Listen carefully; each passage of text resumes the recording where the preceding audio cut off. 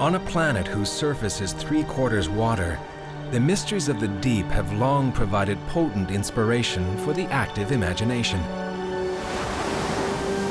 When ancient mariners drew maps of a world they had only begun to understand, they wrote over vast, unexplored oceans, "Here there be monsters."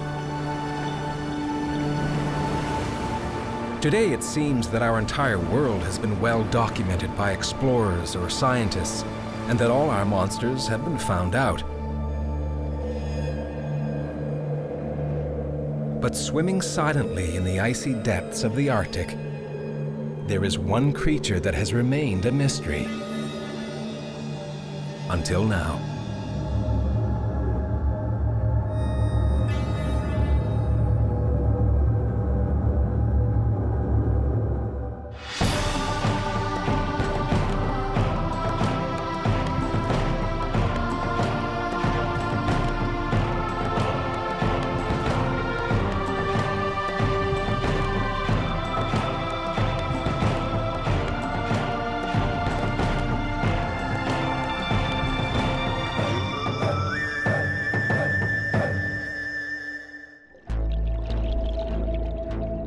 To qualify as a monster to loom in our imagination, the shark has been more than happy to oblige.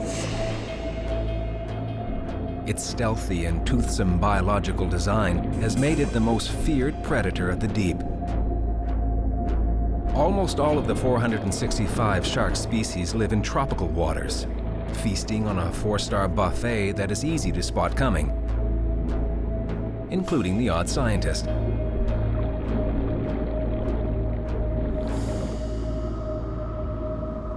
Only 8 are known to frequent more forbidding waters.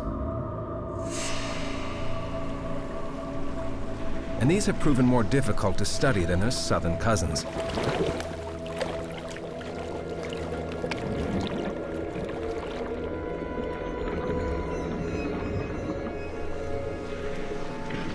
But only one still remains more legend than fact. It has never been studied in the wild, and left scientists scratching their heads for over a century.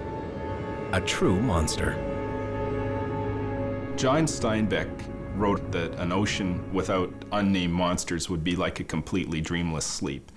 And somewhere in the human psyche, I think we need monsters, undescribed things. They are not necessarily scary, but they're undescribed and mysterious. That's really what a monster is.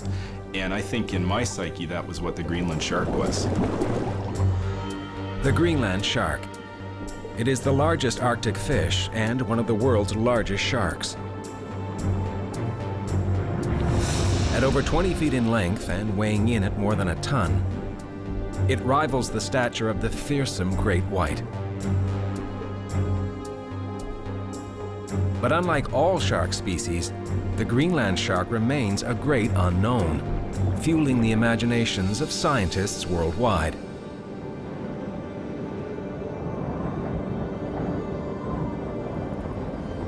Many have traveled north to study the secret life of this mysterious shark. But so far, only dead specimens washed up on a beach or snared in a net have been found. And no one has ever filmed a Greenland shark swimming freely in the wild. Ever.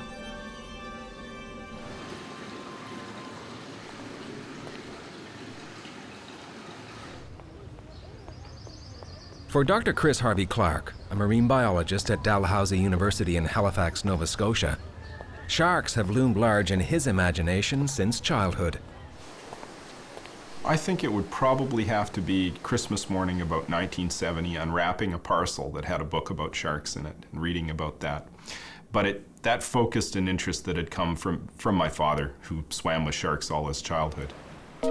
Dr. Clark's early fascination with sharks would ultimately become a lifelong passion.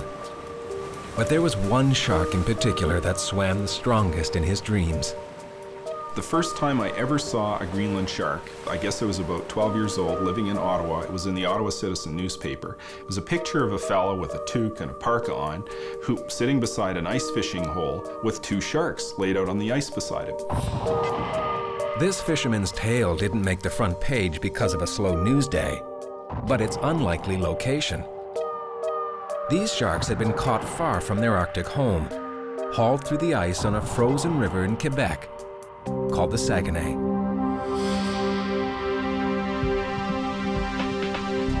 The Saguenay is a tributary of the Great St. Lawrence River, the most important shipping channel in North America. With breathtaking cliffs and a unique marine ecosystem, it is one of the few inland fjords in the world.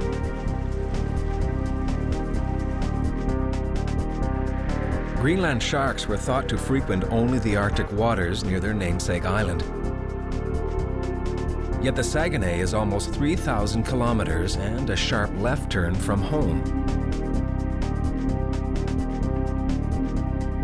For over 20 years, this unusual shark story continued to intrigue Chris Harvey Clark. What were they doing so far from home? His attempts at finding an answer remained as elusive as the shark itself. Looking for Greenland sharks in Canada has been like looking for Bigfoot. It's a bit like cryptozoology in that we started with nothing. There was really no literature on these animals.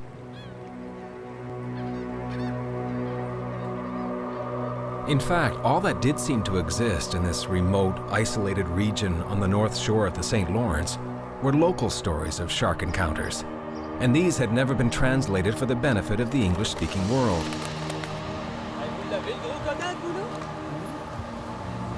But in 1996, Chris got lucky. He met another shark expert who knew the area well, yet he too had never heard the stories about the Greenland shark.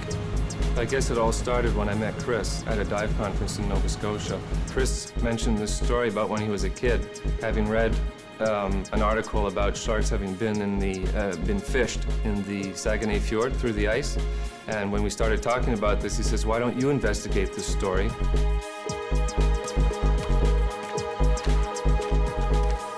Jeff Galland is a professor and professional diver from Drummondville, Quebec.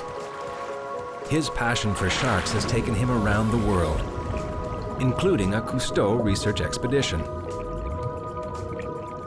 One of the most interesting things in regards to the Greenland shark is that so little is known about it. The other thing is, relatively speaking, it's in my backyard. And to have such a big animal still be such a mystery in 2003 is just something I had to work on.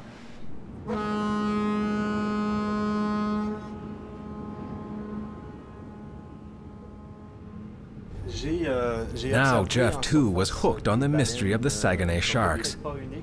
And because he spoke French, he became the perfect sleuth to conduct some old-fashioned detective work. Et pour ce qui est des poissons comme le requin du Groenland, lui, j'en ai entendu parler, je l'ai vu dans les journaux.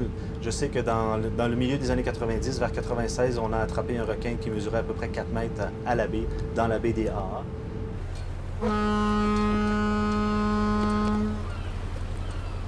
A voyage up the majestic Saguenay Fjord is a journey into the heart of French Canada.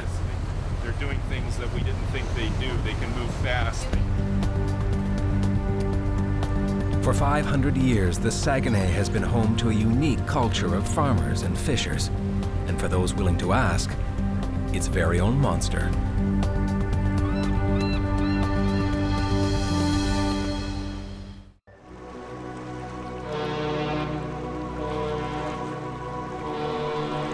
The St. Lawrence River, first explored by Jacques Cartier in 1535, appears more like a vast inland sea. Ships lost in its unpredictable swells, maidens abandoned on remote islands, and epic battles fought on its shores. The Fleuve Saint Laurent is home to a host of legends, some still alive and well just below its surface.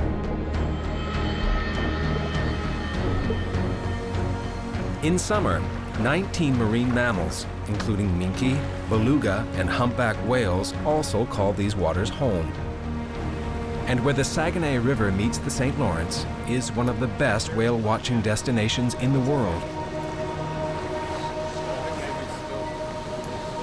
What do you think, Captain? Is that a small fin or is that a minke? But while these gentle giants thrill thousands of tourists, they offer only a glimpse of the unique underwater universe they inhabit, a world they share with another, more mysterious giant.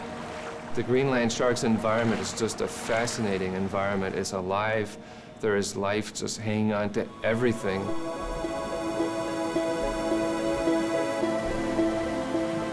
Here, two unique marine worlds collide, creating an amazing explosion of life and color.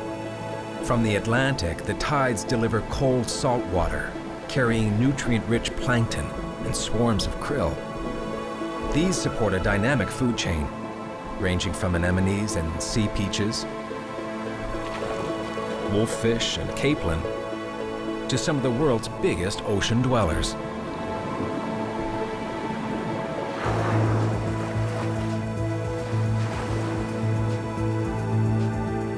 The Saguenay Fjord itself was formed during the last Great Ice Age, when retreating glaciers left behind a deep scar carved into the Laurentian Mountains. Its cliffs soar 400 meters high and mirror a riverbed of almost the same depth. In the fjord, salt water flowing in from the St. Lawrence meets freshwater runoff from the interior. Different temperatures and salinity means the waters don't mix. The colder, denser salt water slips under the warmer freshwater, and in the process, creates a submerged high-rise of biodiversity.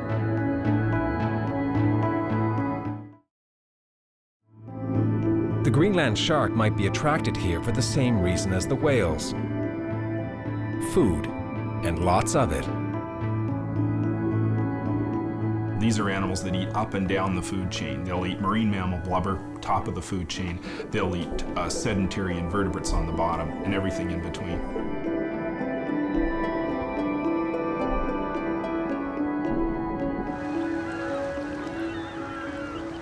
Chris was sure that Greenland sharks lurked in the fjord, but he was short on scientific evidence. That all changed when he and his partner, Jeff Gallant, began their grassroots investigation. I started driving around the Saguenay, speaking to fishers, people at the Fjord Museum, anyone that I would see at the dock just fishing with a normal fishing line. I'd come up and go see him and say, "What do you know about sharks?" And people came up with all these amazing stories and photos, and that's how the investigative part all started out about 5 years ago. Vous êtes monsieur? Steven Guerin. Steven, bonjour. Jeffrey Gallant. Chris Harvey Clark, bonjour. It was the beginning of a unique journey. A mysterious Arctic fish had become a local legend. But until Chris and Jeff came along, no one had ever asked why or where. Vous étiez capitaine? Moi, j'avais un chalutier 60 pieds. On pêchait la crevette. J'ai attrapé un requin de genre-là. C'est la même... Soon enough, they discovered that as long as there had been a Quebec, there had been stories about sharks. The first was about a 16th century sailor whose leg was bitten off in a shark attack while swimming in the St. Lawrence. Pulled from the water, he bled to death on the deck of his ship. Je crois que les gens du Saguenay adorent leurs requins. C'est presque devenu, I think the people of the Saguenay love their shark. It has almost become a mythical creature, a mascot of sorts for the people. C'est peut-être notre monstre. The Greenland shark may be our own Loch Ness monster, here in the Saguenay.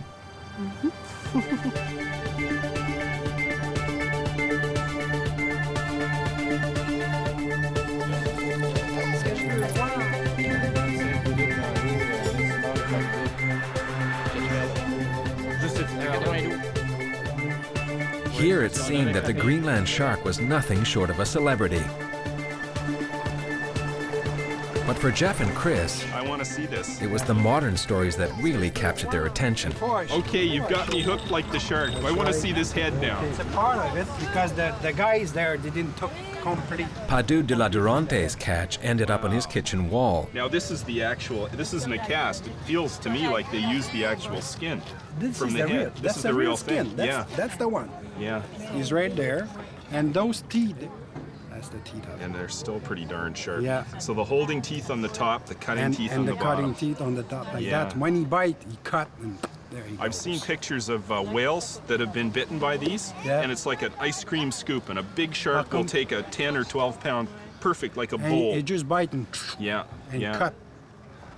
Evidence of sharks in the Saguenay was everywhere. It just didn't exist in scientific journals.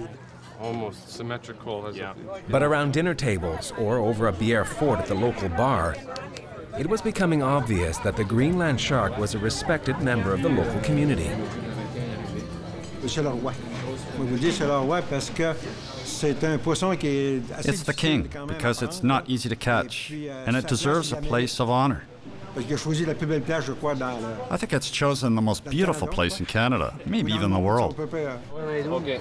Puis vous en avez pris en même temps? We caught the shark at night. We checked on our lines when we got there. It was heavy, so we figured we had some cod.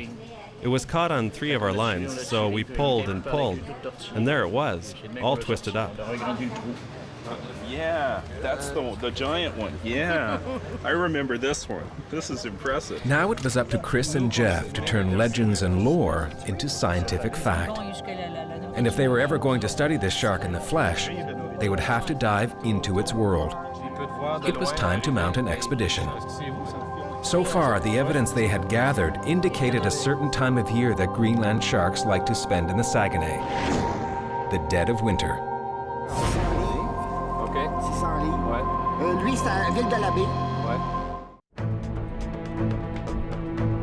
When the cold winds blow into Quebec's Saguenay Fjord, a new world is born.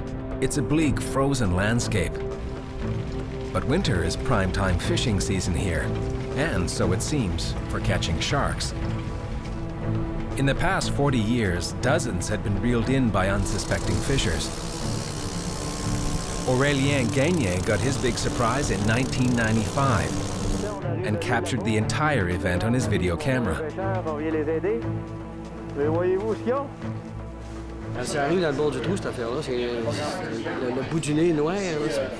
Listen, when the shark came up the hole and I saw the tip of its nose, I sure jumped. I wasn't scared, but I always have a grapnel beside me. I grabbed it with the grapnel to take it out. We widened the hole. My friends had to come over and help me.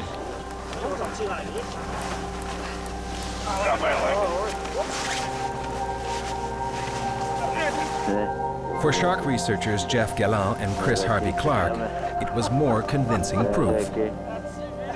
So far from being extremely rare, they are around. The second thing was to go and actually look for a likely location, and that location was at the head of the Saguenay Fjord at La Baie, huge ice fishing camp there, probably 1,000 huts. And in 1996, anyway, we knew that I believe 5 sharks had been caught there, and over the years, almost every year a shark or 2. And it was here that Jeff and Chris decided to mount their expedition. They called it Operation Skalugsuak, the Inuit name for the Greenland shark. Surrounded by fishing huts, the team sought a hole in the ice 2 feet thick and hoped for some good old-fashioned luck. These areas here on the map are where they caught the Greenland shark. So they would have caught 2 at this fishing camp. Likely one in the first. But the fjord's physical landscape, a haven for the deep-water Greenland shark, was a big problem. Diving in these cold, murky waters would be like looking for a needle in a haystack. If you had a 4-meter predator crossing your lawn in urban Toronto, you'd sure know about it, so would everybody else, but things under the water are invisible, so people don't know they're there. To find this shark, known as the giant swimming nose, the team had planned for any possible encounter. We've got literally 100-pound blocks of meat on the bottom in wire cages. We've made these big wire burritos. And then tonight, when we put more in, we'll actually have the blood balls. We'll add the blood balls to it. We've got 2 doors on each side. The doors are large enough for a diver to be able to swim through with his tank on. If a shark does show up, the shark is very bashful at first. So we thought that we could probably manage to get close to the shark without using the cage at first. The team's arrival on the ice had drawn a lot of attention from both the media and the local community. Most thought that Chris and Jeff were crazy to dive in these extreme conditions. People thought we were nuts to dive under the ice in the wintertime. But the reason we were there is because this shark is only known to come up near the surface in the wintertime when the surface water is colder than the bottom water. And since this shark is a shark that will normally be found at 1,000 feet and deeper, there's no way we can reach that depth on scuba gear. So the diving conditions were extreme. The environmental conditions were extreme. The weather was terrible. I mean, it was sunny, but it was extremely cold, minus 30, minus 40. Equipment would freeze, plastic would just shatter. Regulators, your diving regulators would freeze open underwater, and you lose your air supply in a couple of minutes. It was difficult diving, difficult situation.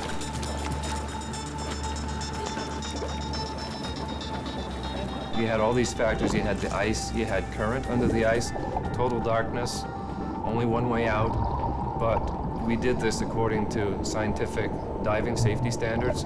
The team was very experienced. Experience and safe diving protocols would protect the divers from the elements. But what if they did meet their monster? In this environment, no one knew what to expect.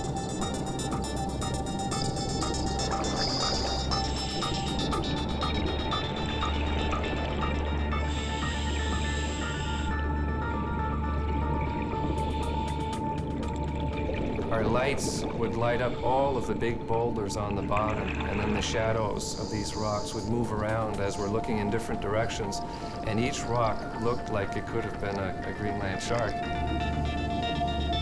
Okay, so remember, just tell me when you guys are going down. So I don't want to go down. I don't want this to end. For days, the team explored this harsh, dark world. But instead of answers, only new questions surface with the divers. It's got to be in the tent. The sort of questions that a kid might ask you about the biology of these animals. Where does it go? What does it eat? How does it reproduce? How big does it get? How old is it? Can't answer them. I mean, these animals are really virtually undescribed and unknown in science. And I think that's a real challenge. Operation Skalugsuak revealed a lot about the Saguenay ecosystem. But why the Greenland shark had never been studied in the wild before was becoming obvious. Diving here in the winter was just as tough as diving in the Arctic. And as the untouched bait stations proved, results were impossible to guarantee. At the end of the Skalugsuak expedition, we felt whacked, basically. We were physically beaten up. We were, we had bruises and cuts and frozen fingers. Our equipment was beat up. Our psyches were a bit beat up because we were very pumped. We really thought we were going to see a Greenland shark, and we didn't. Themselves. Yep. They go in and rip a piece of flesh off and bugger off. Jeffrey, what's next? I'm talking big picture here, Jeff. Oh, big picture. Okay. I'm still in the expedition. Would you come back next year? Yes, I would, but only if we didn't have to take care of all the logistics again, like the generator, the tent, and all that stuff. That took a lot of our time.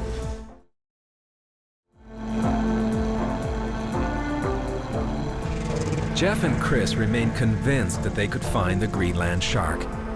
And the next winter, they were back. Even though Skalugsuak too had to face the same tough challenges.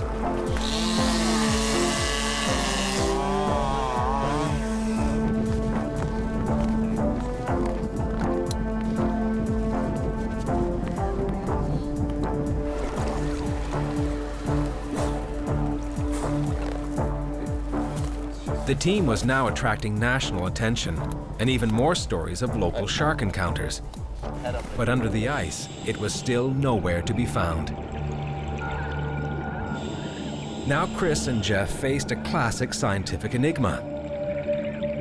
How do you find an animal whose very nature makes it almost impossible to study in the wild?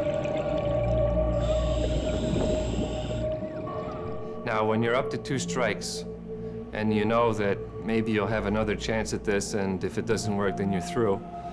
I had to come up with something with much better chances of actually seeing the animal. Like 1 chance out of 10 is just not going to cut it for another expedition. Frozen, frustrated, and out of money, it was back to the drawing board. Would they get another chance? Only time would tell. For now, Jeff and Chris were going home.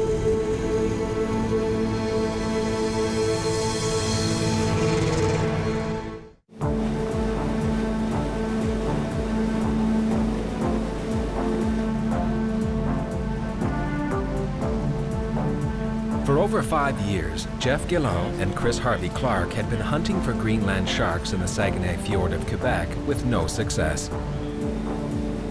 If you talk to my family and friends, they'll tell you that this Greenland shark thing I have is an obsession. My social life is taking a beating from this. To dive with this animal is something that very, very few people have done in the world. Very few people are studying the animal, and I'm just not going to give up. 2 tough winter expeditions had ended in failure. But both Jeff and Chris still believed that somewhere out there, their monster still lurked in the depths of the Saguenay. We just got all kinds of anecdotal information that we would never have otherwise had that further confirmed the conviction. These sharks are here. We just have to persist and we'll find them. The 2 explorers had local assistance, experience, and scientific logic on their side. Everything, it seemed, except luck. But then, the unexpected happened.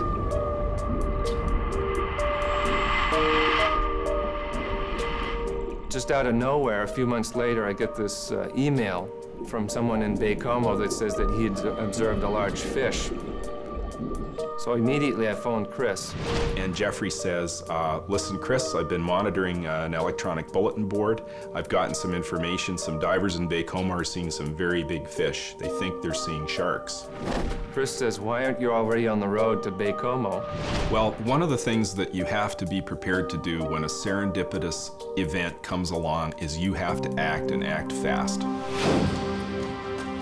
Which is exactly what Jeff did. And within hours, he was speeding north. The town of Baie-Comeau is located on the north shore of the St. Lawrence, 300 kilometers northeast from the mouth of the Saguenay. Here, Jeff met up with local divers Sylvain Sirois and Alain Simard. Both claim to have had a recent encounter with a Greenland shark. When we see it, we say it's a fish, it's a big fish, and we are surprised to meet this guy underwater, but we are more surprised to see how big it can be, all the story and the team of scientists is very big. Way, way bigger than we think. Alain, c'est plus difficile pour le cargo. Okay. But what was Sylvain's big fish? In the blink of an eye, new hope and a new search for the Greenland shark had begun. For someone to see one on just the one dive, which just wasn't enough to actually set up an expedition and go. This was probably just a fluke encounter. But then when I get this other email from Alain 4 days later, who says he saw potentially the same or different sharks on 3 consecutive dives on the same day, which means that those animals were there probably for the entire week. So why wouldn't they be there now? And that's why we just took off and went for it. Sylvain and Alain take Jeff to the location where they had both seen the sharks, a secluded bay only minutes up the coast from Baie-Comeau.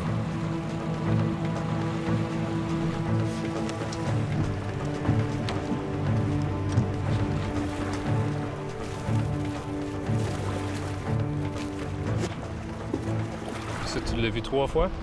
Ce requin-là, je l'ai vu 2 fois. 2 fois? L'animal, il faisait quoi? Il nageait bien tranquillement. C'est comme s'il est venu voir qu'est-ce que j'étais, là. Puis il a vu que j'étais pas, d'après moi, j'étais pas dans son répertoire de manger, ça fait que... 2 sightings at almost the same time in the same place was promising information. But Jeff still wasn't sure. The problem was, the Greenland shark shouldn't be here, swimming in shallow water on a warm June day. Except that this had not been a typical summer. Spring had arrived late, and the water temperature was still unseasonably cold. There was also an unusually large run of bait fish congregating in the bay, both good reasons for the Greenland shark to be here. As Jeff prepared to dive, Chris was still traveling north from Halifax. The drive to Baie-Comeau, which is about 8 hours and then a couple hours on the ferry, it was sheer torture.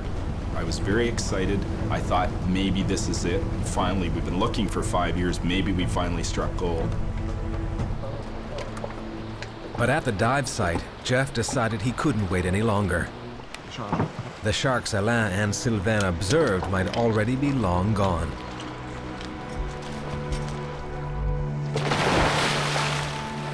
After a 5-year search, the anticipation is overwhelming. The whole time I was just thinking, this might be it. This might be finally the moment where I see this animal, and then I'm not just some cuckoo looking for this magic shark that doesn't exist. Within 2 minutes, Alain tapped me on the shoulder. I turned around, looked at him. He's pointing off to our right. And then I see this massive thing just come out of nowhere, coming straight for us. Part of me just couldn't believe it was a shark. It was probably something else. We don't have to swim to it. It's just coming to us. It's looking at us. It was the Greenland shark.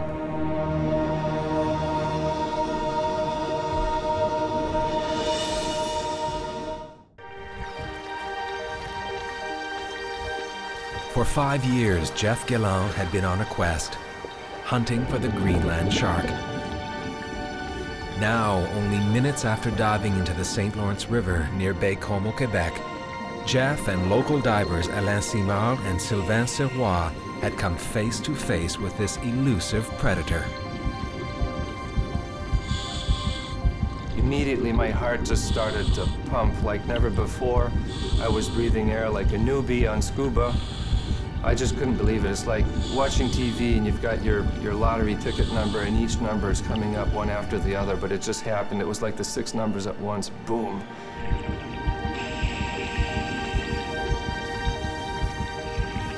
Following the slow-moving 4-meter female, Jeff captured the first pictures ever recorded of a Greenland shark swimming freely in the wild. It was a scientific coup and a personal victory.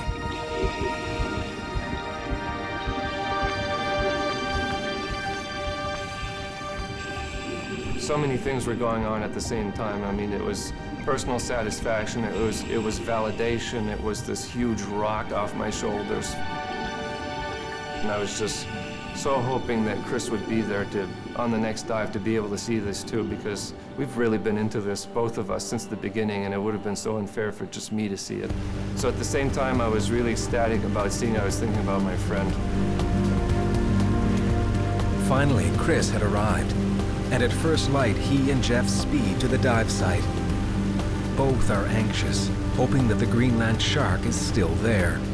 According to Sylvain, anyway, the Cape One run is exceptionally good this year.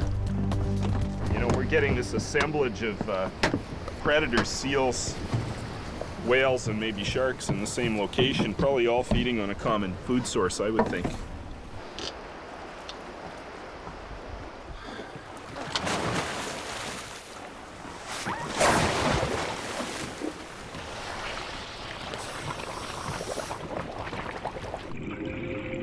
And just like Jeff's first encounter, a shark seeks out the divers only meters from the dock.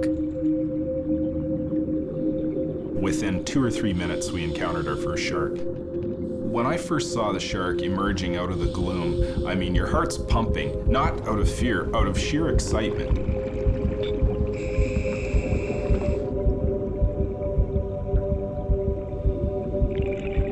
Now Chris, too, had finally come face to face with the monster of his childhood dreams. It's like finally you've seen Bigfoot. You've found, you know, the secret graveyard of the elephants. You've found the thing you've looked for years. It's very exciting. But despite the thrill of their encounter, both divers knew they had a job to do. In terms of how you feel when you see something like this, there's this tug of war going on inside you. One side of you is, you know, primal. It's like, holy cow, this is a huge animal. You have no idea how it's going to behave when you get close to it. Is it going to turn around and take a piece out of you, or is it going to keep going? You know, I don't want to hurt it. I don't want to push its buttons. I want to spend as much time observing it as possible. You know that this may be the only chance in your life you have. You may only have a couple of minutes and you'll never see this animal again. This shark is a 2.5-meter male and moves a lot faster than the female Jeff filmed the day before. It swims in a converging course with the divers and changes direction only at the last moment while keeping a sharp eye on these strange intruders. But a sharp eye isn't what they expected. almost all of the Greenland sharks captured in the Arctic were found to have an obvious handicap. We went into this thinking that these are the giant line swimming nose model of shark. As long as you get out of the way, you're probably okay. They're slow moving. They're not visual predators. All wrong. In the past, it was thought that most Greenland sharks were virtually blind, robbed of their eyesight by a parasitic creature called a copepod, which forced the sharks to rely on their noses for dinner. But these sharks had clear eyes, free of parasites, and didn't behave at all like lumbering, blind scavengers.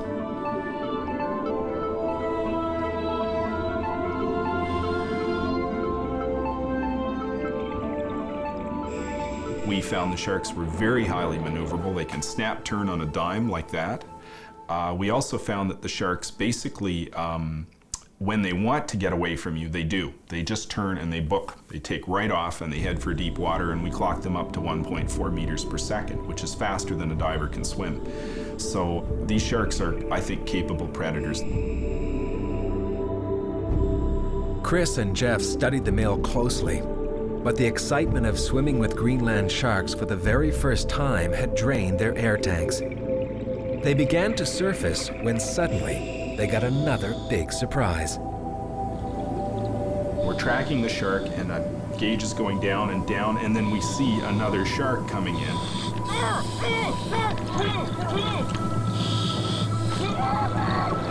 And I'm out of air. I have to go up. It was the most heartbreaking moment of my diving career when that happened.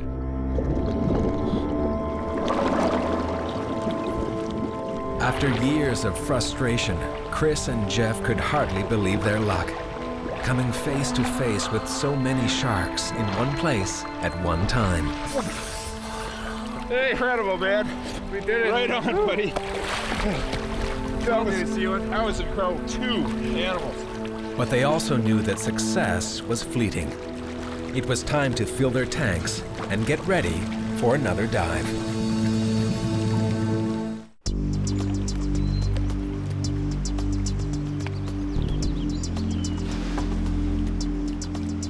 June 2003 in Baie-Comeau, Quebec. Chris Harvey Clark and Jeff Guélan are making the most of their incredible encounter with Greenland sharks, with 3 contacts in less than 24 hours. 30 feet. And after 5 frustrating years, they've succeeded in filming them in the wild for the very first time. I know, it's like an ideal situation. I thought we'd have to go really deep to see these animals. I thought we'd be looking at, 150 feet or something to see them. Find them in 50 or 60 feet is fantastic. I remember expecting to see it every time now, which is totally contrary to what it was before. On the other dives, never expecting to see anything really. And on these dives, I know I'm going to see him. You're out sitting on the dock having a sandwich, and then we look at the time and say, okay, it's time to go, jump in, and boom, there it is again. And that was just totally incredible.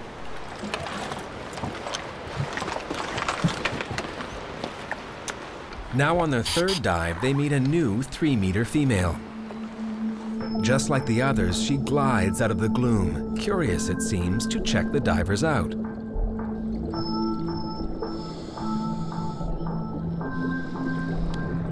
It was hard to get up close to it. Actually, at one point, when I figured I had enough, I went back over it again, and I just had to touch it, which is really not something I recommend to anyone to do, but I'd just been looking for it for so long, I had to touch it to see if it was real on a personal level. Although not as aggressive as the male, this female lets the divers know through her body language exactly how close is too close. Depressing her pectoral fins and angling her nose downward, she exhibits the classic defensive posturing of most other shark species. What it's doing is it's the animal telling you, I don't like your proximity or the way you're behaving, back off. And I wonder why it would do that, because the Greenland shark has no predator. The only predator it might have is other Greenland sharks, because they will eat each other. And to see the shark do that, and it just naturally did it right away, was surprising.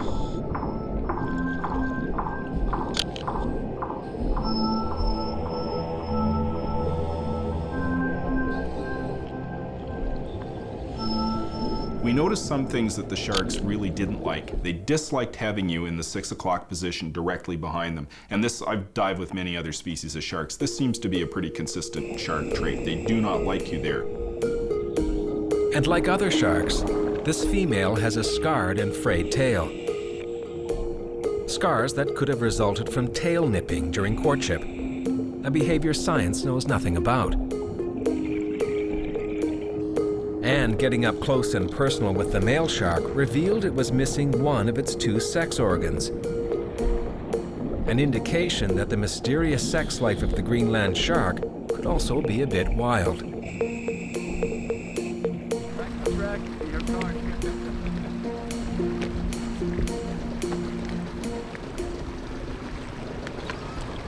At the beginning of each dive, Jeff and Chris try not to linger near the surface too long. With a bright sun overhead, a diver's silhouette looks a lot like a seal.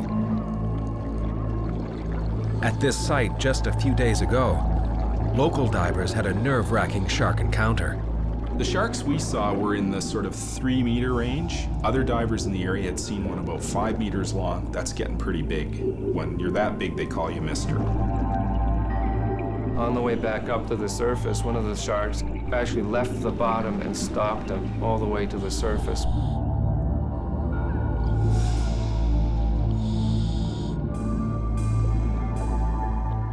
The real tension with Greenland sharks is we know nothing about them. So is this animal a scavenger or is it a predator? Are we a meal or are we a competitor? But no sharks are found near the wreck of this old fishing boat, so Jeff and Chris return to the bay. And here, on their next dive, another large female emerges from the shadows behind them. They were aware of our presence way before we knew they were there, and yet they still came to check us out. So you could say in a way they're curious. Maybe it's because they normally just rule this domain without any interference from anyone else. In some cases, they would circle back like that, come around behind you, and you'd be doing this dance with sharks. I joked with Jeff that this was kind of like the ballet, only we didn't know what the prima ballerina was going to do at any given moment. One thing we definitely learned through these dives is that this animal is not what we read about. Some of the things are true, but other things we can question now because of what we saw. Its feeding habits, its interaction with the environment, interactions with humans. These animals had probably never seen a human before.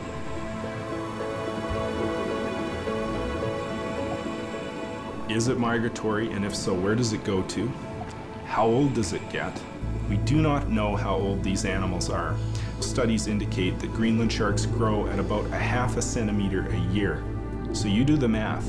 How old is a 3 to 4 meter shark?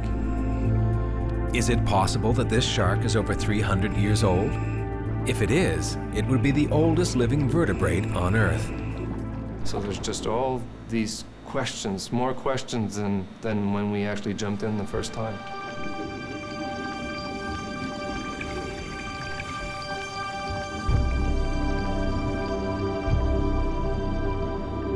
The female glides silently away from the divers. It's the last one that they would see on this expedition. Today, they still don't know if they will ever see one again. But their insatiable desire for answers guarantees they will be back.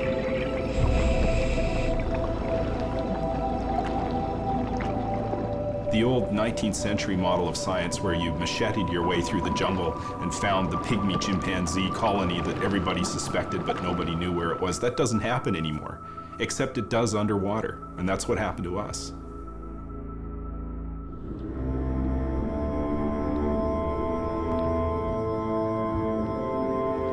Diving into the depths of our planet's last frontier, one more monster has been found out. But the mysteries of the sea continue to endure. And that's nature's guarantee to the explorer in all of us that we will never have a dreamless sleep.